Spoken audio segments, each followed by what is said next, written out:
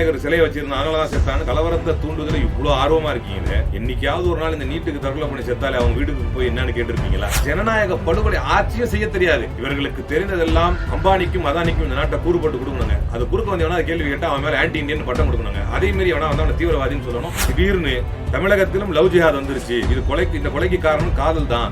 அந்த காதல்னா தான் சும்மா ரவுடி பசங்க பொம்பளை சாவகாசத்தில் அடிச்சுட்டு செத்துட்டாங்க. இந்த நாட்டின் நன்மைக்காக தன்னை இழக்கிறார்கள். குடும்பங்கள் அனாதைகளாகிறார்கள். அவர்களை என்னைக்காவது எட்டி பார்த்திருக்கீங்களா? அயோக்கியர்களா? என்னைக்காவது எட்டி பார்த்திருக்கீங்களா? ரஜினிக்கு வந்து ஒரு ஓட் பேங்க் இருக்குது அப்படின்னு நம்பிக்கிட்டு ரஜினி அரசியலுக்கு வருவார் என்று கருகிய மண்டையோடும் கருகருக்கும் மீசையோடும் போஸ்டர் ஒட்டியவன் எல்லாம் இன்றைக்கு நரைத்த தாடியோடும் நரைத்த முடியோடும் இன்னைக்கு வெயிட் பண்ணிட்டு இருக்கிறான். சில பேருக்கு முடியே இல்ல, கொட்டி போயிடுச்சு ரஜினி மாதிரி.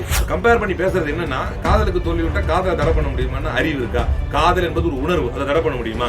யாராவது நினைச்சு முடிவெடுத்து எல்லாரும் சேர்ந்து வாங்கப்பா ஆர்டினன்ஸ் பாஸ் பண்ண முடியுமா? இல்ல பைத்தியக்காரத்தனமா இல்ல. மன்மோகன் சிங் ஜேஎன் யூனிவர்சிட்டிக்குள்ள நுழையும் பொழுது அவர் பிரதமரா இருக்கும்போது அவருடைய எக்கனாமிக்கல் ஸ்டாண்டர்ட்ஸை எதிர்த்து கருப்பு கொடி காட்டினாங்க. அப்ப அந்த கருப்பு கொடி காட்டின மக்களை எல்லாருக்குமே வந்து அட்மின் நோட்டீஸ் கொடுத்தாங்க, எப்படி நீங்க பண்ணுவீங்க, விளக்கம் கொடுங்க அப்படின்னு. ஆனா இன்னைக்கு அதே ஜேஎன்யூக்கு மோடியின் ஆட்சி, நிர்மலா சீதாராமன் போன்றவருடைய கைகளால் என்ன நடந்தது? தயவு செய்து முதுகெலும்புள்ள தலைவர்களாக வாருங்கள். இந்த ஆப்பை பேன் பண்றது, ட்விட்டர் இந்த ஹேக் ஆயிடுச்சு, நீலிக்கணி வெடிக்கிறது, இந்த மாதிரி கேவலமான அரசியலை பார்த்து பார்த்து வெட்கி தலைகுறிகிறோம் நாங்கள். வணக்கம் சார். எடியூரப்பா என்ன சொல்லியிருக்காருன்னா, கர்நாடக முதல்வர் பாஜக தலைவர் மீதான 62 வழக்கை தள்ளுபடி செய்ய போதா சொல்லியிருக்காரு. இதை எப்படி சார் பாக்குறீங்க? இது வந்து உள்ளங்கை நெல்லிக்கனியாக எல்லோருக்கும் தெரிந்த ஒரு விஷயம். தற்போதைக்கு கிரிமினல்கள் நினைத்து கொண்டிருப்பது, பாஜகவில் நாம் சரணடைந்தால் நம்முடைய வழக்குகள் மாற்றப்படும், நம்முடைய வழக்குகள் வாபஸ் வாங்கப்படும், நமக்கு அதற்கான தண்டனை கிடைக்காமல் போய்விடும் என்பது இப்போ உள்ள எல்லா கிரிமினல்ஸுக்கும் ரவுடி பசங்களுக்கும் இப்போ தெரிஞ்ச ஒரு நம்பிக்கிட்டு இருக்கிற ஒரு விஷயம். சமீபத்தில் யூபியில் விகாஸ் துபே என்கின்ற நபருக்கு என்ன நடந்துச்சு? யூஸ் பண்ணுற வரைக்கும் யூஸ் பண்ணி சக்கையாக தான் தூக்கி போடுவாங்க இந்த ரவுடிங்கள் எல்லாம். கண்டிப்பாக அதான் நடக்க போகுது. ஆனால் எடியூரப்பா விஷயத்தில் நடந்தது என்பது இட்ஸ் அ டிஃப்ரெண்ட் கேஸ். அது என்ன அப்படின்னா, தமிழ்நாட்டில் நடப்பது ரவுடிங்களை கட்சியில் சேர்க்கறது, எடியூரப்பா விஷயத்தில் கட்சியில் இருக்கிறவங்களே ரவுடியாக இருக்கிறது. அது ரெண்டு வித்தியாசம் இருக்குது. என்ன அப்படின்னா, இது எப்படி எடுத்துக்கலாம்னா, ஜெயலலிதாவுடைய வழக்கு தீர்ப்பிற்கு பின்னால் பேருந்திலேயே வைத்து மாணவிகள் கொளுத்தப்பட்ட போது அதில் தண்டனை பெற்றவர்கள் இன்னைக்கு வெளியே வந்துட்டாங்க. இது எப்படி இது மாதிரி தான் அதை பார்க்கணும். நீங்கள் கட்சிக்காக ஒரு அநியாயத்தை செய்தால், கட்சிக்காக ஒரு அநீதியை செய்தால், கட்சிக்காக ஒரு அக்கிரமத்தை செய்தால், கட்சிக்காக நீங்கள் ரவுடிசத்தை செய்தால், ஒரு நாள் இல்லை ஒரு நாள் உங்களை கட்சி காப்பாற்றும் என்பதை பிஜேபி மீண்டும் ஒரு முறை பிரகடனப்படுத்தி இருக்கிறது. நீங்கள் இந்துத்துவா என்கின்ற கொள்கைக்காக குண்டு வைத்தால் ஒரு நாள் இல்லை ஒரு நாள் உங்களை பாராளுமன்றத்தில் ஏற்றி அழகு பார்ப்போம். நீங்கள் இந்துத்துவா என்கின்ற கொள்கைக்காக நீங்கள் கொலை செய்தால் ஒரு நாள் இல்லை ஒரு நாள் உங்களை ஏதாவது ஒரு மாநிலத்துக்கு தலைவராக்கி அழகு பார்ப்போம். நீங்கள் கட்சிக்காக, இந்த இந்துத்துவா கொள்கைக்காக நீங்கள் தீர்ப்புகளை மாற்றி வாசித்தால் ஒரு நாள் இல்லை ஒரு நாள் உங்களை பாராளுமன்ற உறுப்பினராக்குவோம், ஏதாவது மாகாணத்துக்கு கவர்னராக கூட மாற்றுவோம். அதைத்தான் இதில் சொல்கிறாங்க. தமிழ்நாட்டில் நடக்கிறது வேற கேஸு. இது வந்து அடியில் எப்படி சொல்லலாம்னா, இன்டர்வியூ வச்சு ஆள் எடுக்கும் போதே உனக்கு கேஸ் இருக்கா, நீ தான் தகுதியானவா, வா, அப்போ தான் கலவரம் செய்ய முடியும், அண்டா குண்டா திருட முடியும், வா, இங்கே எடுக்கிறது. இப்போ பேசிக் லெவல் நடந்துகிட்டு இருக்கிறது. அங்கே ஏற்கனவே எடுக்கப்பட்டவங்களுக்கு வழக்கு இருந்ததுன்னா, நீ இவ்வளோ நாள் கட்சிக்காக உழைச்சிருக்கிற, உனக்கான நன்மையை நாங்கள் இப்போ செய்கிறோம், நாங்கள் we are paying back to you அப்படின்னு எடியூரப்பா சொல்கிறார். அடுத்த கேள்வியா, எச் ராஜா ட்வீட் போட்டிருந்தாரு. ராமநாதபுரம் கல்லர் தெருவை சேர்ந்த அருண் பிரகாஷ், சின்னக்கடை தெருவை சேர்ந்த ஷேக் மற்றும் 10 முஸ்லீம் மதவெறியாளர்கள் வெட்டி கொல்லப்பட்டதை வன்மையாக கண்டிக்கிறேன். இந்த கருத்தை எப்படி சார் பாக்குறீங்க? இந்நேரத்துக்கு for creating unrest, for spreading fake news, இதற்காக he should have been booked under concerned sections. இந்நேரம் எச் ராஜாவை சம்பந்தப்பட்ட வழக்கு பிரிவுகளின் கீழ் கைது செய்து சிறையில் அடைத்திருக்க வேண்டும். காரணம், the police department is conducting impartial investigations and the accused will be arrested. Don't believe rumors and fake news என்று எஸ்பி தன்னுடைய அஃபிஷியல் ட்விட்டர் ஹேண்டிலில் போட்டு, அதில் பார்த்தீங்கன்னா அந்த அஃபிஷியல் ட்விட்டர் ஹேண்டிலில் இதையும் போடுறாரு, கூடவே இந்து முஸ்லீம் கிறிஸ்தவர்கள் ஒற்றுமையாக நிற்கிற மாதிரியும் அதனுடைய பேக்ரவுண்டில் ஒரு தேசிய கொடி இருக்கிற மாதிரியும் ரொம்ப அழகான ஒரு செய்தியை போடுறார். இதை போட்டதற்காக இது நேரடியான பதில் அவருக்கு. ஃபேக்கும் ரூமர்ஸும் பரப்புறது யாரு அப்படின்னா அது எச் ராஜா தான் அப்படிங்கிறத அவர் தெளிவாக சொல்கிறார். அந்த நியூஸ் மூலமாக இன்டைரக்டாலாம் இல்லை, டைரக்டாகவே அடிக்கிறார். 10 குறைக்கு ஒரு எஸ்பி அறிவிச்சிருக்கிறாரு. ராமநாதபுரத்துடைய அஃபீஷியல் போலீஸ் பேஜ் சொல்லுது அது முன்விரோதத்தின் காரணமாக நடந்த கொலை என்று சொல்கிறது.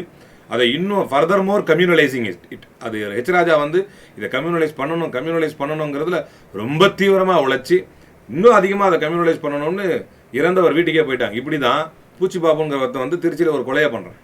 அப்போ கொலையை பண்ணால் அவன் வந்து ஒரு ஹெச்எஸ், அவன் ஒரு ஹிஸ்ட்ரி ஷீட்டர், அவன் அது எல்லாருக்கும் தெரியும். He's a habitual offender.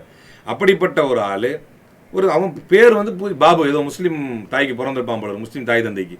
அந்த கொலைக்கு SC/ST வரைக்கும் பேசி அங்கேருந்து தேசிய துணைத் தலைவர் ஒருத்தர் இங்கே வருகை தந்து திடீர்னு தமிழகத்திலும் லவ் ஜிஹாத் வந்துருச்சு, இந்த கொலைக்கு காரணம் காதல் தான், அந்த காதல்னால தான் ரொம்ப ரவுடி பசங்க பொம்பளை சவகாசத்தில் அடிச்சுட்டு செத்துட்டானுங்க, இதுக்கு காரணம் இஸ்லாம் தான், இதுதான் லவ் ஜிஹாது அப்படின்னு அன்னைக்கு SC/ST அந்த இதுக்கு தேசிய துணைத் தலைவராக இருந்தவர் தான். இந்த லட்சணம் உங்களுக்கு புரிஞ்சிடும். இப்போ அன்னைக்கு அதுக்கு தேசிய துணைத் தலைவராக இருந்தவர் தான் இன்றைக்கு தமிழக பாஜகவின் மாநில தலைவர் எல்முருகன். அவர் வந்து முதல்ல தமிழ்நாட்டில் லவ் ஜிஹாத் வந்துருச்சு அப்படின்னு அந்த பூச்சி பாபு கொலை செஞ்ச கேஸை மாற்றி விட்டாங்க. அது புஷ்னு போச்சு. அப்பவும் இதே மாதிரி தான், நான் போகிறேன் நீ போகிறேன்னு படையெடுத்து போகிறாங்க. ஏன்னா இந்த நாட்டின் எல்லையில் நின்று உயிர் கொடுக்கிறார்கள், இந்த நாட்டின் நன்மைக்காக தன்னை இழக்கிறார்கள், குடும்பங்கள் அனாதைகளாகிறார்கள். அவர்களை என்னைக்காவது போய் எட்டி பார்த்துருக்கீங்களா? அயோக்கியர்களா? என்னைக்காவது எட்டி பார்த்துருக்கீங்களா? சும்மா ஆனாலும் அமைதியாக இருக்கிற தமிழ்நாட்டில் எப்படியாவது கலவரத்தை உண்டாக்கணும்னு ஒரு SP with a proper manner அவர் வந்து he's declaring the investigation mode. அதை வந்து ரொம்ப கிளியராக டெக்ளேர் பண்ணுறாரு. இதுதான் ஏன் நடந்துகிட்டு இருக்குது, ஃபேக் அண்ட் ரூமர் நியூஸை பரப்பாதீங்கிறார். அவரை டிரான்ஸ்ஃபர் பண்ணுறாரு. அரசியல் களத்தில் கூடுதல் வீரராக ரஜினிகாந்த் வர வேண்டும் என்றும் அதன் பின் கேப்டன் யார் என்பதை காலம் முடிவு செய்யும் என்று வானதி ஸ்ரீனிவாசன் அவர்கள் ஒரு பதிவு போட்டிருக்காங்க. இதை எப்படி சார் பாக்குறீங்க? அதாவது ரஜினிகாந்துடைய விஷயங்கள் நம்ம தொடர்ந்து பார்த்துக்கிட்டு வர்றோம். நான் அரசியலுக்கு வருவது உறுதின்னு கிட்டத்தட்ட 90 காலத்திலேருந்தே சொல்லிக்கிட்டு வர்றாரு. இதை வந்து இவங்க ரொம்ப தெளிவாக இருக்கிறாங்க. அதிமுகவை வந்து தனியாக நிற்க வச்சு, பிஜேபி வந்து ரஜினி கூட கூட்டணி வச்சு, 2 பேரும் எதையாவது ஒரு ஓட் பேங்கை ப்ரூவ் பண்ணிட்டு சும்மா தான் இதெல்லாம். ஒரு பக்கம் நம்ம ஜெயக்குமார் வந்து எஸ்வி சேகரோட ஃபைட் போடுற மாதிரி சீன் காட்டுறதும், அதுக்கப்புறம் வருண்குமாரோடைய எஸ்பி மாற்றம்னா நீங்கள் கிளியராக வந்து சோர்சஸ் ஆர் வெரி கிளியர். நீங்கள் அதை படித்து பாருங்கள். வருண்குமாரோடைய டிரான்ஸ்ஃபரில் யார் இருக்கிறா? ஹோம் டிபார்ட்மெண்ட் தான் முடிவு எடுக்கணும். ஹோம் டிபார்ட்மெண்ட் யார் ரன் பண்ணுறா? ஸ்டேட் கவர்மெண்ட் தான் ரன் பண்ணுது. ஸ்டேட் கவர்மெண்ட் யார் கண்ட்ரோலில் இருக்குது? ஏடிஎம்கே கண்ட்ரோலில் தான் இருக்குது. அப்போ ADMK by the pressure of BJP people, ADMK government ஏன் ஒர்க் பண்ணுது? திரைமறைவில் ஒட்டுமொத்தமாக பிஜேபி தான் அதிமுக ஆட்டி வச்சுக்கிட்டு ஒரு பக்கம் இருக்குது. இன்னொரு பக்கம் அதிமுக வந்து நாங்கள் தனியாக செயல்படுறோங்கிற மாதிரி சும்மா நான் ஜோக் காட்டிக்கிட்டு நாங்களும் எஸ்வி சேகரம் அடிச்சுக்கிறோம் அப்படிங்கிற மாதிரி ஒரு பக்கமாக காட்டுறாங்க. இதே இந்த இடத்த சொல்கிறேன் அப்படின்னா, இப்படி ஜோக் காட்டி அதிமுக தனியாக நின்று ஒரு ஓட் பேங்கை கிரியேட் பண்ணணும். அது இல்லாமல் ரஜினியோடு சேர்த்து ரஜினிக்கு இருப்பதாக நினைத்து கொண்டு நம்பிக்கொண்டு இருக்கிற சில அங்கிள்ஸ்லாம் இருக்கிறாங்க. ரஜினிக்கு ஓட்டு இருக்குது, இன்னும் ரஜினிக்கு வந்து ஒரு ஓட் பேங்க் இருக்குது அப்படின்னு நம்பிக்கிட்டு ரஜினி அரசியலுக்கு வருவார் என்று கருகிய மண்டையோடும் கருகருக்கும் மீசையோடும் போஸ்டர் ஒட்டியவன் எல்லாம் இன்றைக்கு நரைத்த தாடியோடும் நரைத்த முடியோடும் இன்னைக்கு வெயிட் பண்ணிட்டு இருக்கிறான். சில பேருக்கு முடியே இல்லை, கொட்டி போயிடுச்சு ரஜினி மாதிரி. ஏன்னா இவங்க எல்லாரும் வெயிட் பண்ணிட்டு இருக்கிறாங்க, இவர் வருவார். இவர் வரப்போவதும் ரஜினி அரசியலுக்கு ரெண்டு தான் ரைமிங்காக சொல்லலாம். ரஜினி அரசியலுக்கு வரப்போவதும் இல்லை, சாதிக்க போவதும் இல்லை, தாமரை தமிழகத்தில் மலரப்போவதும் இல்லை. அடுத்தது ஆன்லைன் கிளாஸ்ல வந்து படிக்க முடியல அப்படின்னு சொல்லிட்டு மாணவர்கள் வந்து தற்கொலை செஞ்சிருக்காங்க. அதுக்கு எச் ராஜா அவர் ட்வீட் போட்டிருக்காரு. என்ன போட்டிருக்காருன்னா, இப்போ காதல் செஞ்சு கூட தற்கொலை பண்ணிக்கிறாங்க, அப்போ காதலை தடை செய்ய முடியுமான்னு கேட்டிருக்காரு. இது எப்படி சார் பாக்குறீங்க? இப்போ நம்ம போன வாட்டி ஒரு இன்டர்வியூவில் நீங்கள் கேட்டிருந்தீங்க, அதே மாதிரி தான் இதுவும் கிட்டத்தட்ட ஒரு கம்பேரிசன் சொல்லும்போது கூட கொஞ்சம் கூட யோசிக்காமல் அவர் அட்மினுக்கு தான் உண்மையிலே அறிவு இல்லையா, இல்லை ரொம்ப மெத்தப்படித்த எச் ராஜா வந்து அது அட்மினை கண்டிக்க மாட்டாரான்னு தெரியல. ஏன்பா இந்த மாதிரி அர்த்தமில்லாத கம்பேரிசன்லாம் பண்ணி போட்டுக்கிட்டு இருக்கிறேன் அப்படின்னு. போன வாட்டி அப்படி தான் ஏமாதமும் சம்மதங்கிறவங்க இந்தி மொழி ஏற்றுக்குவாங்கன்னு கேட்டார். அது எவ்வளோ இல்லாஜிக்கலான விஷயம்னு உலகமே பேசிருச்சு. இப்போ அதே மாதிரி வேறு வழி இல்லை. இப்போ இவங்க நம்மளை பேச வைக்கிறாங்க, நம்ம பேசணுங்கிறது அவங்க சப்ஜெக்டாக இருந்தாலும் பேசாமல் விட முடியாது இந்த மாதிரி முட்டாள்தனமான கம்பேரிசன்லாம். இப்போ பாருங்க, திரும்ப நீங்கள் ஃபர்ஸ்ட் கொஸ்டினுக்கே நான் வர்றேன். ராமநாதபுரத்தில் கஞ்சா வித்து செத்தானா, முன்விரோதத்தில் செத்தானா, உண்மையிலேயே அவன் யாருன்னே உங்களுக்கு தெரியாது. விநாயகர் சிலையை வச்சிருந்தா அதனால தான் செத்தான்னு கலவரத்தை தூண்டுவதில் இவ்வளோ ஆர்வமாக இருக்கீங்களே, என்னைக்காவது ஒரு நாள் இந்த நீட்டுக்கு தற்கொலை பண்ணி செத்தாலே அவங்க வீட்டுக்கு போய் என்னன்னு கேட்டிருப்பீங்களா? ஏன் சாவறாங்க? டாக்டர் கனவோடு இருக்கிறாங்க, கொஞ்சமாவது ஈவிரக்கம் இருக்கா? அநியாயமா இல்லையா? உங்களுக்கு கலவரம் பண்ணுறதுல இருக்கிற ஒரு ஆர்வம், கலவரத்தை தூண்டி விடுவதில் இருக்கும் ஒரு ஆர்வம், இது போன்று இறந்த மக்கள் மீது நீங்கள் உங்களால் இந்த சட்டத்தை தான் திரும்பி வாங்க முடியல.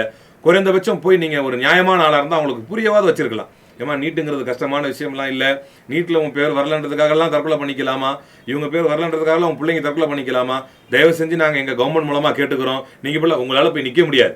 உங்களுக்கு you are very clear that you cannot face the public. இந்த பொதுமக்களை உங்களால் கையாள முடியாது என்று உங்களுக்கு நன்றாக தெரியும். இவர்கள் நீங்கள் சொல்லும் சால்ஜாப்புகளை ஏற்றுக்கொள்ள மாட்டார்கள் என்பதும் நன்றாக தெரியும். இந்த தமிழ் மண் உங்களுடைய பார்ப்பனிய தந்திரங்களை அறிந்து வைக்கிறது என்பதையும் நன்றாக தெரியும். இந்த பெரியார் மண் உங்களுடைய சனாதன தர்மத்தை விளங்கி வைத்திருக்கிறது என்பதும் நன்றாக தெரியும். அதனால் இந்த பகுத்தறிவு மண்ணை எப்படியாவது கலவர மண்ணாக மாற்ற வேண்டும், அதுதான் உங்களுடைய நோக்கம். அதனால தான் எள்ளி நகை ஆடுறீங்க. இப்போ கம்பேர் பண்ணி பேசுறது என்னன்னா, காதலுக்கு தோல்வி விட்டா காதலை தடை பண்ண முடியுமான்னு அறிவு இருக்கா? காதல் என்பது ஒரு உணர்வு, அதை தடை பண்ண முடியுமா? யாராவது நினைச்சு முடிவெடுத்து எல்லாரும் சேர்ந்து வாங்கப்பா ஆர்டினன்ஸ் பாஸ் பண்ண முடியுமா? இல்லை பைத்தியக்காரத்தனமா இல்லை. காதலை தடை பண்ண முடியுமா? அது உணர்வு சம்பந்தப்பட்ட விஷயம். நீட் என்பது உணர்வு சம்பந்தப்பட்ட விஷயமா? கம்பேரிசனே கேனத்தனமா இல்லை. நான் கேட்குறேன், கம்பேரிசனே கேனத்தனமா இல்லை. காதல் என்பது உணர்வு சம்பந்தப்பட்ட விஷயம். காதலால் உலகமே அழியுதுனா கூட உங்களால் தடை பண்ண முடியாது. ஏன்னா அது உணர்வு சம்பந்தப்பட்டது. It is something related to feelings, inner feelings.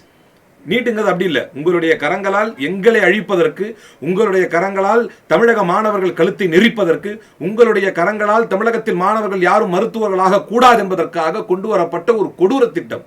அது என்னன்னா, எங்கள் எல்லாம் ஜெலிச்சிடணும், ஃபுல்லாக வடக்கன்லாம் வந்து ஏறிடுவான் மேலே.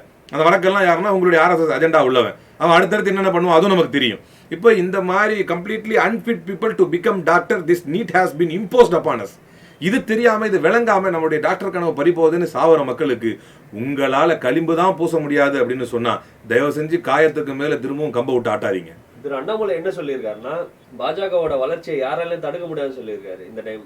இதை எப்படி பாக்குறீங்க? நான் தமிழ்நாட்டை வந்து சுவிட்சர்லாந்து, போலாண்டு மாதிரி மாற்ற போறேன் அப்படின்னா, என்ன கேட்டீங்கன்னா நான் இன்னும் சில விஷயங்கள்லாம் சொல்லுவேன். சுவிட்சர்லாந்துல எல்லாம் பார்த்தீங்கன்னா தமிழ்நாட்டில் இருக்கிறத விட சில மோசமான கட்டுப்பாடுகள், தமிழ்நாட்டில் இருப்பதை விட மோசமான செயல்பாடுகள் சுவிட்சர்லாந்து போன்ற நாடுகளில் சிறுபான்மையினருக்கு இருக்கு. மினாராவே இருக்கக்கூடாது, பள்ளிவாசல். இவங்க இங்கேயாவது இந்த கூம்பா இருந்து அந்த இது ஒளிப்பெருக்கிக்கு தான் இங்கே பிரச்சனை. அங்கே அது கிடையாது, மினாராவே இருக்கக்கூடாது, மைனாரிட்டிஸால சுவிட்சர்லாந்துடைய அடையாளம் அழியுது, இப்படியெல்லாம் அங்கே பிரச்சனை இருக்கு. ஒரு அதை நோக்கமாக வச்சுக்கிட்டு தான் இந்த கலவர நாயகர்கள் கட்சியில் சேர்ந்துக்கிட்டு இவருக்கு புதுசாக வந்திருக்கான்னு தெரியல. அவர் என்ன பண்றாரு, தமிழ்நாட்டில் பிஜேபியுடைய வளர்ச்சியை யாரும் தடுக்க முடியாதுன்னு அது உண்மைதான். ரவுடிகள் சேர்ந்து வளருவதையும், சமூக விரோதிகள் சேர்ந்து வளருவதையும், முட்டாள் ஐபிஎஸ்கள் போய் பிஜேபியில் சேருவதையும் யாராலையும் தடுக்க முடியாது. காரணம், இவங்க எல்லாரும் இனம், அரபியில் தான் சொல்லுவாங்க அல் ஜின்ஸ் எமிலில் அல் ஜின்ஸ் என்பார்கள், அதாவது இனம் இனத்தோடு சேரும் என்று. இவங்க எல்லாரும் like minded people will come together என்று ஆங்கிலத்தில் சொல்வார்கள். ஒரே மாதிரியான மைண்ட் செட் உள்ளவங்க எல்லாரும் ஒன்னா சேர்ந்து, யாரு, நோட்டாவை மிஞ்ச முடியாத பாஜகவில் போட்டியிட்ட கருணாகராஜனும், சாரணர் தேர்தலிலே கேவலமாக தோற்று போன ஹெச் ராஜாவும், ஏற்கனவே ஜெயித்த பாராளுமன்ற தொகுதியை கூட தன்னால் தக்க வைத்துக் கொள்ள முடியாத பொன்னாரும், இப்போ வசந்தகுமார் இறந்த பிறகு உனக்கா எனக்கா தடை போட்டுட்டு இருக்காங்க பிஜேபியில். முதல்ல போய் வந்து சொல்லுவாங்களே, போய் பிள்ளைய படிங்க வைங்க, தேவையில்லாமல் ஜோக் பண்ணிக்கிட்டு அப்படிங்கிற மாதிரி. உங்கள் இருந்த தொகுதியை நீங்கள் இழந்து நிற்கிறீங்க. நீங்கள் அவ்வளோ கேவலமாக இருக்கிறீங்க. தமிழ்நாட்டில் இருந்த தொகுதியை உங்களால் தக்க வைத்துக் கொள்ள முடியவில்லை, இழந்திருக்கிறீர்கள். இறந்து விட்ட அந்த எம்பியுடைய தொகுதியை நமக்குள்ள யாருக்கு கிடைக்கும்னு போட்டி போட்டுக்கிட்டு இருக்கிறீங்க. ஒரு சாரணர் தேர்தலில் கேவலமாக மன்ன கவுகிறார் ஹெச் ராஜா. ஒரு இடைத்தேர்தலில் முகமே அறிமுகம் இல்லாத, அவ்வளோ மறந்துட்டாங்க எல்லாருமே, டிடிவி தினகரன், அவரோடு போட்டியிட்டு நோட்டாவை கூட முந்த முடியாமல் கேவலமாக தோற்கிறீர்கள். நான் எங்களை பார்த்து நீங்க சொல்றீங்களா பிஜேபி வளர்ச்சி யாரும் தடுக்கவே முடியாதுன்னு. அடுத்ததா பினான்ஸ் மினிஸ்டர் நிர்மலா சீதாராமன் அவர்கள் என்ன சொல்றாங்கன்னா, ஜிடிபியோட வீழ்ச்சிக்கு காரணம் கடவுள் தான் அப்படின்னு சொல்லியிருக்காங்க. ஆனா ஒரு பக்கம் ஜேபி நட்டா என்ன சொல்றாருன்னா, இந்த கொரோனாவையும் பொருளாதார வீழ்ச்சியும் நாங்க சரியா கையாண்டிருக்கோம் அப்படின்றாங்க. இந்த இரண்டு வேறுபட்ட கருத்தை நீங்க எப்படி சார் பாக்குறீங்க? அதாவது இது ரெண்டுமே வேறுபட்ட கருத்தெல்லாம் கிடையாது, கரெக்டான கருத்து தான். என்னன்னா ரெண்டு பேரும், அதாவது ரிலேட்டட் ஸ்டேட்மெண்ட் தான் அது. என்னன்னா நாங்கள் கரெக்டாக தான் கையாண்டிருக்கிறோம், அதை மீறி எங்களுக்கு நடந்ததுக்கு காரணம் எல்லாருமே ஜிடிபியோடைய வீழ்ச்சிக்கு காரணம் கடவுள் தான் அப்படின்னா, கடவுள் மீது உங்களுக்கு அசைக்க முடியாத நம்பிக்கை இருக்குது, அப்படி தானே? அப்போ இனிமே ஏதாவது நல்லது நடந்தால், அதுவாக ஏதாவது நடக்குது இல்லை, எப்பயாவது திடீர்னு ஏதாவது நல்லது நடந்தால் அதுக்கு காரணம் மோடி தான் சொல்லக்கூடாது. அப்போ இனிமேல் அதுக்கும் காரணம் கடவுள் தான் சொல்லணும். எங்க தீமைக்கு மட்டும் தான் கடவுள் காரணம். இது எப்படின்னா, தோத்துட்டவன் சொல்லுவான் கடவுளுக்கு கண்ணே இல்லையா அப்படின்னு அழுவான். தோத்துட்டவன் ஜெயிஸ்டா கேளுங்க, நைட்டெல்லாம் கண்ணு முடிச்சு படித்தேன் அப்படின்வான். அப்போது நீங்கள் தோத்து விட்டால், தீமை நடந்து விட்டால், சரிந்து விட்டால் கடவுள் காரணம். நீங்கள் ஜெயித்து விட்டால், உயர்ந்து விட்டால் அதுக்கு மோடி காரணம். அப்போ முதல்ல இந்த ஸ்டேட்மெண்ட்டே, இவங்கெல்லாம் யார் இவங்கெல்லாம்? முதல்ல நான் என்ன கேட்குறேன், let me come to a very clear point. Who is Nirmala Sitharaman? நீங்கள் யாருங்க? முதல்ல மக்களால் தேர்ந்தெடுக்கப்பட்ட பிரதிநிதியா நீங்கள்? Before receiving statement let us discuss about your credibility. நீங்கள் யார்? இந்த ஜனநாயக நாட்டில் எவ்வளோ பெரிய படுகொலையை பண்ணுறீங்க. நீங்கள் மக்களால் தேர்ந்தெடுக்கப்பட்ட எம்எல்ஏவா? மக்களால் தேர்ந்தெடுக்கப்பட்ட எம்பியா? எப்படி நீங்கள் அவ்வளோ பெரிய நாட்டின் அதிகார மையத்தில் போய் அமர்ந்திருக்கீங்க? நிர்மலா சீதாராமன் போன்றவர்கள் தமிழில் ஸ்டேட்மெண்ட் கொடுக்க இங்கே உள்ள ஒவ்வொரு தமிழனும் வயிறெறியறான். யார் இந்தம்மா? திடீர்னு வந்து நாங்கள் புறநானூரில் அப்படி சொல்லியிருக்கிறாங்க, இப்படி சொல்லியிருக்காங்க, நீங்கள் எவ்வளோ பேசிட்டா போதுமா? ஒரு தகுதி இல்லாத கம்ப்ளீட்லி அன்ஃபிட். இங்கே வந்து இந்தியாவுக்கு சுதந்திரம் கொடுக்கும்போது சொன்னாங்க, ஆல் இந்தியன் லீடர்ஸ், அதாவது இந்த political squabbles India's development will be gone அப்படின்னு சொன்னாங்க. இந்தியாவுக்கு சுதந்திரம் கொடுக்கும்போது ஆங்கிலேயர் சொன்னது, இவர்களுடைய அரசியல் போட்டிக்குள் இந்தியாவுடைய வளர்ச்சி இவர்கள் காணாமலாக்கி விடுவார்கள். A day would come when water and air would be taxed in India என்று சொன்னான். ஒரு நாள் வரும், அந்த நாளில் தண்ணீரும் காற்றும் இந்த இந்தியாவில் காசுக்கு விற்கப்படும்னா. தண்ணி வந்துருச்சா இல்லையா? ஆல்ரெடி நிர்மலா சீதாராமன் தான் இதுக்கு பதில் சொல்லணும். தண்ணி ஆல்ரெடி வந்துருச்சு. இப்போ அடுத்து எப்போ காத்துக்குன்னா ரொம்ப நாள்லாம் கிடையாது. காத்துக்கும் வந்துச்சு. 4000 கோடி ஒதுக்கிருக்காங்க பட்ஜெட். அதுதான் இப்போ அடுத்த சொல்ல வரேன். இப்போ ஸ்டெர்லைட் மாதிரி ஆலைகள் இருந்தால் என்ன ஆகும்? இப்போ தமிழ்நாட்டில் தான், திரும்ப அதான் சொல்கிறேன், தமிழ்நாட்டில் தான் உயிரை கொடுத்து நிறுத்தி இருக்கிறோம் ஒரு ஆலையை. மற்ற மாநிலங்களில் இப்போ கொண்டு வர போகிறாங்க. அதான் நீ போர்ட் வருது பழவேற்காட்டில். இப்போ என்ன செய்ய போகிறாங்க? அந்த போர்ட் வந்த பிறகு அங்கே ஏற்கனவே உள்ள அந்த எஸ்பி குப்பம் முதற்கொண்டு குணங்குப்பம் வந்து லைட் ஹவுஸ் வரைக்கும் இப்போ எல்லாத்தையும் காலி பண்ண போகிறாங்க அந்த போர்ட்டுக்காக. நீங்கள் விரும்பினாலும் விரும்பாட்டம் காலி பண்ணி தான் ஆவாங்க. முதலாளிகளுக்கான நாடு, முதலாளிகளுக்கான இடம். அப்போ காலி பண்ணும்போது என்ன ஆகும்? என்விரான்மெண்ட் கடுமையாக பாதிக்கும். நீ விரும்பினாலும் விரும்ப போய் தான் ஆகணும். என்விரான்மெண்ட் எப்படி பாதிக்கும்? போர்ட் அங்கே வந்துச்சுன்னா அங்கே மீன் பிடிக்க முடியுமா? மீன் தான் பிரதான தொழில், பிடிக்க முடியாது. நீ காலி பண்ணி தான் ஆகணும். ஏதாவது ஒரு வேலை பார்த்து தான் ஆகணும். he will be cornered and he will be supposed to get the compensation and get out. கண்டிப்பாக போய் தான் ஆகணும், வெளியேறி தான் ஆகணும். அப்படின்ற நிலைக்கு நீங்கள் ஆட்டோமேட்டிக்காக தள்ளிடுவீங்க. அப்போ என்ன ஆகும்? ஆலைகள் வந்து என்விரான்மெண்ட்டை ஸ்பாயில் பண்ணும். ஆட்டோமேட்டிக்காக காற்றை வாங்கி நீங்கள் வச்சுக்கிட்டு தான் சுற்றணும். ஒரு நாள் வரும், a day would come when water and air would be taxed in India. தான் வந்துருச்சு. இதுக்கெல்லாம் பதில் சொல்லுங்க. ஜிடிபி ரேட்டு குறைஞ்ச போது மன்மோகன் சிங்கை வந்து நீங்கள் கொடூரமாக பேசுனீங்க. மன்மோகன் சிங் ஜேஎன் யூனிவர்சிட்டி, என்னுடைய நினைவு சரி இருந்தால் ஜேஎன் யூனிவர்சிட்டிக்குள்ளே நுழையும் பொழுது, அவர் பிரதமராக இருக்கும்போது அவருடைய எக்கனாமிக்கல் ஸ்டாண்டர்ட்ஸை எதிர்த்து கருப்பு கொடி காட்டினாங்க. அப்போ அந்த கருப்பு கொடி காட்டின மக்களை எல்லாம் எல்லாருக்குமே வந்து அட்மின் நோட்டீஸ் கொடுத்தாங்க, எப்படி நீங்கள் பண்ணுவீங்க, விளக்கம் கொடுங்க அப்படின்னு. அப்படி கொடுக்கும்போது கருப்பு கொடி காட்டுவது, ஒரு பிரதமருக்கு எதிராக கருப்பு கொடி காட்டுவது என்பது மக்கள் மாணவர்களுடைய ஜனநாயக உரிமை, அதை தடை செய்யாதீங்கன்னு அதை வாபஸ் வாங்க சொன்னார். ஆனால் இன்னைக்கு அதே ஜேஎன்யூவுக்கு மோடியின் ஆட்சியில் நிர்மலா சீதாராமன் போன்றவருடைய கைகளால் என்ன நடந்துச்சு? ஜனநாயக படுகொலை. ஆட்சியும் செய்ய தெரியாது இவர்களுக்கு. தெரிந்ததெல்லாம் அம்பானிக்கும் அதானிக்கும் இந்த நாட்டை கூறு போட்டு கொடுக்கணுங்க. அது குறுக்க வந்து எவனா கேள்வி கேட்டால் அவன் மேலே ஆன்டி இண்டியன் பட்டம் கொடுக்கணுங்க. அதே மாதிரி எவனா வந்து அவனை தீவிரவாதின்னு சொல்லணும், மதவாதத்தை பூசணும். ராம்நாட்டில் இருந்து அங்கிருந்து திருச்சியிலிருந்து எங்கே எதை நடந்தாலும் அதுக்கு காரணம் இஸ்லாம், தீவிரவாதம், அது இது தமிழ் தேசியம் அப்படின்னு எல்லாத்தையும் கொண்டு வந்து ஒரே பார்வையில் இது தீவிரவாதம், எங்களை எதிர்த்து கேட்குறவன் ஆன்டி இண்டியன் அப்படின்னு சொல்லி முடிக்கணும். இந்த கான்செப்ட் தானே தவிர ஜிடிபியை பற்றி பேசுவதற்கு முதல்ல ஜிடிபினா என்ன என்பதை நிர்மலா சீதாராமன் விளங்கி வைத்திருக்கிறாரா என்றே எனக்கு தெரியாது. மோடி அவர்கள் தொடர்ந்து இந்த மன் கி பாத் என்ற நிகழ்ச்சியில பேசிட்டே வராரு. ஆனா இப்ப அவர் ரீசெண்டா பேசின நிகழ்ச்சி பாத்தீங்கன்னா எல்லாரும் விரும்பி பார்க்கக்கூடியது, அதாவது வடக்குல இருக்கவங்க எல்லாம் விரும்பி பார்க்கக்கூடிய ஒரு நிகழ்ச்சியாவே இருந்தது. அதுல 1 மில்லியன் டிஸ்லைக் வந்திருக்கு. இந்த டிஸ்லைக்கை நீங்க எப்படி பாக்குறீங்க? கமெண்ட் போட்டா அரெஸ்ட் பண்ணிடுவாங்க, கண்டுபிடிச்சி ஐடியா யாருதுன்னு சொல்லி கண்டுபிடிச்சி அரெஸ்ட் பண்ணிடுவாங்க. போஸ்ட் போட்டால் ஐடியா யாருதுன்னு சொல்லி கண்டுபிடிச்சி அவங்கள டார்ச்சர் பண்ணிடுவாங்க. எனக்கு தெரிஞ்ச வரைக்கும் சொல்கிறேன், இந்த யூடியூப்பில் அவ்வளோ ஆழ்ந்த அறிவு இல்லை எனக்கு தெரிஞ்ச வரைக்கும் இந்த லைக் டிஸ்லைக் பண்ணால் அநேகமாக தெரியாதுன்னு நினைக்கிறேன். அதனால் ரொம்ப சுதந்திரமாக வந்து எல்லோரும் அந்த டிஸ்லைக்கை அள்ளி தெளிக்கிறாங்க. இதான் வச்சுக்கோ அப்படின்னு எல்லாரும் அள்ளி தெளிக்கிறாங்க. இதெல்லாம் ரொம்ப சின்ன சாம்பிளுங்க. இது வந்து ரொம்ப சிம்பிள். மோடியோடைய ட்விட்டர் ஃபாலோவர்ஸ் யார்? முதல்ல 60% ட்விட்டர் ஃபாலோவர்ஸ் வந்து ஃபேக். மோடியோடைய ட்விட்டர் ஃபாலோவர்ஸ் யாருமே விரும்பலை, அவர் பேச்சு கேட்கறதுக்கு யாரும் ஆசையும் படலை. ஒன்றேவும் நடந்துச்சு. உதாரணத்துக்கு கொரோனாவுடைய ஆரம்ப நேரத்தில் விளக்கேற்ற சொன்னார். அப்போ எல்லாம் பண்ணாங்க. உண்மையிலே என்ன நினச்சாங்கன்னா, நல்லதோ கெட்டதோ ஏதோ ஒரு வயசானாலும் சொல்கிறதுனால ஏற்றுனா எதுவும் போயிடும் போல இருக்குது, உண்மையிலே கொரோனா ஓடி போயிடும் போல இருக்குது, தட்டினா அப்படின்னு நினச்சி தான் தட்டினாங்க. மற்றபடி எந்த எண்ணமும் யாருக்கும் கிடையாது. சொல்லப்போனால் எங்கள் அக்கம் பக்கத்தில் கூட நிறைய பேர் தட்டினாங்க. ஆனால் யாருக்கும் மோடின்ற வார்த்தையில் உள்ள மூ கூட பிடிக்காது, பிஜேபி வார்த்தையில் பி கூட பிடிக்காது. அவங்களுக்கு அவ்வளோ வெறுப்பு இருந்துச்சு. ஆனால் நோய் பயம், அதனால எதாவது எல்லாருக்குமே பண்ணாங்க. இவர் இதாண்டா சாக்குன்னு தினந்தோறும் வந்து பேச ஆரம்பித்தார். எல்லாரும் வெறுப்பாயிட்டாங்க. வடை சொல்கிறாரு வெறுப்பாயிட்டாங்க. அந்த வெறுப்புணர்ச்சியின் ஒரு மிகப்பெரிய பிரதிபலிப்பு. இதையெல்லாம் பார்த்துலாம் திருந்துவான்னு நினைக்கிறீங்களா? கண்டிப்பாக திருந்த மாட்டாங்க. அவர்கள் விளங்கி வைத்திருப்பது திணிக்கணும், சர்வாதிகாரத்தை இந்த மக்களுக்கு முன்னால் திணிக்கணும். இதெல்லாம் நீங்கள் எவ்வளோ திரும்ப சொல்லணும். முசோலினி இதைத்தான் செய்தான், ஹிட்லர் இதைத்தான் செய்தான். வரலாற்று பக்கங்களை திருப்பி பாருங்கள். ஹிட்லருக்கும் முசோலினிக்கும் என்ன நடந்ததோ நீங்கள் திருத்திக் கொள்ளாவிட்டால் உங்களுக்கும் அதுதான் நடக்கும். இறுதி கேள்வியா, சீன செயலிகள்லாம் எல்லாம் தடை பண்ணணும்னு சொல்லிட்டு இப்போ ரீசெண்டா 118 சீன செயலிகளை தடை செஞ்சாங்க. ஆனா தடை செஞ்ச உடனே பாத்தீங்கன்னா மோடி அவர்களோட ட்விட்டர் அக்கௌண்ட் ஹேக் பண்ணுது. ஜான்விக் ஒருத்தர் ஹேக் பண்ணியிருக்காரு. இதை எப்படி பாக்குறீங்க? முதல்ல தடை செய்யப்பட்ட எல்லாமே சீன செயலிகள் தானா? இந்த டைவர்சிவ் பாலிடிக்ஸ், அதாவது கண்ணையா குமார் ஒரு முறை சொன்னார், பிஜேபி ஆங்கிலேய அரசாங்கம் வந்து டிவைட் அண்ட் ரூல் அப்படின்னு பண்ணாங்க, மோடி வந்து டைவர்ட் அண்ட் ரூல் பண்ணிக்கிட்டு இருக்காரு. இப்போ என்னையா தேவை ஏற்படுத்த செயலிகளை தடை செய்யறதுக்கு? முதல்ல டிக்டாக்கை தடை பண்ணீங்க. பப்ஜி என்பது உண்மையிலே சைனீஸ் ஆப்பா? பப்ஜி சைனீஸ் ஆப்பே கிடையாது. அதை உடனே தடை பண்ணி அக்ஷய்குமார் உடனே ஒரு போஸ்ட் ஒன்று போடுறாரு. அதில் ஃபுல்லாக பிஜேபி சப்போர்ட் பண்ணி வர்ற மாதிரி ஒரு ஃபேக் ஆப் மாதிரி ஒன்று கிரியேட் பண்ணி இதை விளையாடுங்க இனிமே அப்படின்னு சொல்லி சொல்கிறார். இப்போ இவர்களுடைய தேசப்பற்று என்பது எப்படி இருக்குன்னா, உதாரணத்துக்கு எஸ்வி சேகருடைய தேசப்பற்று மாதிரி தேசிய கொடியை அவமதிப்பது, அதை அவமதிச்சுட்டு அதுக்கப்புறம் திரும்ப மன்னிப்பு கேட்கறது இவங்களுடைய ரத்தத்திலேயே ஊறி போய் கிடக்கு. இது எப்படி ஊறி போயிருக்குன்னா, ஒரு சின்ன கம்பேரிசன் பண்ணி பாருங்க. உண்மையில் இந்த நாடும் இந்த நாட்டினுடைய நன்மையும் யாரால் உயர்ந்தது? இவங்கள மாதிரி ஆள் இல்லை. அங்கே நம்மளை எல்லையில் வச்சு கட்டையில் ஆணியை வச்சு அடிச்சே கொள்றான் நம்ம ராணுவ வீரர்களை. அவர்களுடைய சதை மாமிசம்லாம் அந்த ஆணியில் ஒட்டியிருக்கு. அவன் செத்தவன் வீட்டில் ஒரு ஆளாக இருந்ததுன்னா அப்போ தெரியும். தாலி அறுத்த அந்த பெண்களுடைய வழி என்னன்னு உங்களுக்கு தெரிஞ்சிருக்கும். நீங்கள் ஆப்பை திரும்ப ஆப்பை இது பண்ணிக்கிட்டு ஜிடிபி இறங்கி போனால் அந்த பேச்சிலேருந்து மக்களை டைவர்ட் பண்ணணுங்கிறதுக்காக இந்த ஆப்பெல்லாம் பண்ணிக்கிட்டு உடனே எங்கள் ட்விட்டரை ஹேக் பண்ணிட்டாங்க. என்ன கேட்குறேன், இது எவ்வளோ பெரிய கேவலம். ஒரு பிரைம் மினிஸ்டருடைய ட்விட்டர் ஹேண்டில் ஹேக் பண்ணிட்டாங்கன்னு சொல்கிறீங்களே, இது எவ்வளோ பெரிய கேவலம், அசிங்கமாக இல்லையா? இது இந்தியாவில் எல்லாம் ஒருத்தன் சொல்கிறான். திடீர்னு ஒரு சங்கி ஒருத்தன் பேசும்போது, நான் சிங்கப்பூர் போனேன், மலேசியா போனேன், நீ எங்கேருந்து வரேன்? நான் இந்தியாவிலேருந்து வரேன்.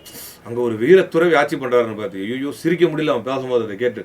ஏன்னா வீரத்துறவி ஆட்சி பண்ணிட்டு இருக்காரு. அப்படி என்னையா கௌரவத்தை வாங்கி கொடுத்துட்டீங்க? கௌரவம் என்றால் எது தெரியுமா? கண்ணியம் என்றால் என்ன தெரியுமா? சாவர்கர் பண்ணது கண்ணியமோ கௌரவமோ கிடையாது. 1911 சிறையில் அடைக்கும் போது 13 ஆரம்பிச்ச அழுவ, இல்லை விட்டுருங்க 50 வருஷம் ஜெயிலு, என்னை விட்டுருங்க, நான் எப்படி இருப்பேன் அப்படி இருப்பேன், I'll be a very loyal servant to the colonial government அப்படின்னு எழுதி கொடுத்து 23 வெளிவந்த பிறகு இதே இன்னைக்கு டைவர்ட் அண்ட் ரூல் இவன் பண்ற மாதிரி அவன் டிவைட் அண்ட் ரூலுக்கு யூஸ்ஃபுல்லான ஒரு பாலிசியை நீ வகுத்து கொடுறான்னு சொல்லும்போது சாவர்கர் வகுத்து கொடுத்தது தான் இந்த இந்துத்துவா. அவரிடத்துல பிச்சை கேட்டு மண்டியிட்டு மன்னிப்பிட்டு வந்தபோது அந்த சாவர்கர் எழுதி கொடுத்தது தான் இந்த இந்துத்துவா. ஆனால் இதே யாரால் இந்த நாடு உயரும்? எப்படிப்பட்ட பிரதமர் இந்த நாட்டிற்கு வேண்டும்? எப்படிப்பட்ட ஆட்சியாளன் இந்த நாட்டுக்கு வேண்டும்? பகத்சிங் மாதிரியான ஒரு ஆட்சியாளன் வேண்டும். தூக்கி நீங்க சிறையில் அடைக்கிறீங்க, என்ன இப்படி சொல்றீங்க, என்ன நீங்க சொல்றீங்க தீவிரவாதின்னு, நான் இந்த நாட்டுக்கு எதிராக பண்ணுறீங்க, அது மட்டும் என்னால் ஏற்றுக்க முடியாது. எழுதுறாரு, டைரக்டா லெட்டர் எழுதுறாரு.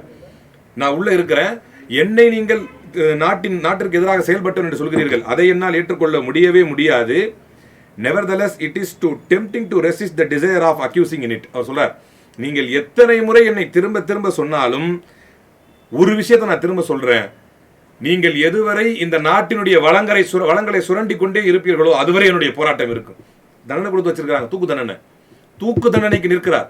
எதுவரை நானும் என் மக்களும் சுரண்டப்பட்டு கொண்டே இருப்போமோ அதுவரை எங்கள் போராட்டம் இருக்கும் அப்படி எழுதிட்டு லாஸ்டா சொல்றார், தயவு செஞ்சு கோலா மாதிரி என்ன தூக்கில போட்டுறாதீங்க.